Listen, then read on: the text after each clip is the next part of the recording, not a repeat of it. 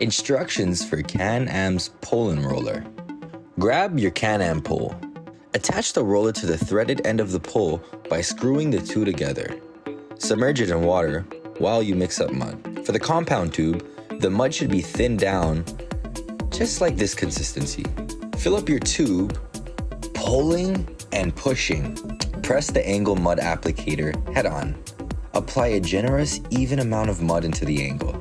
Crease your paper tape and place it into the angle, tearing away at the end. Check your roller's wheels that they run smoothly without friction. The bearings have lifelong lubrication. Twist the extensive pull to lengthen or shorten and lock by twisting back. Start rolling tape in the middle of the run. Press lightly, up and down. Your second pass over the tape, press firmly. Notice the tape is bedded perfectly 90 degrees and enough mud behind all of the tape. When you're all done rolling tapes, wash the bulk of the mud. Scrub thoroughly the roller wheels and anywhere mud is on the tool.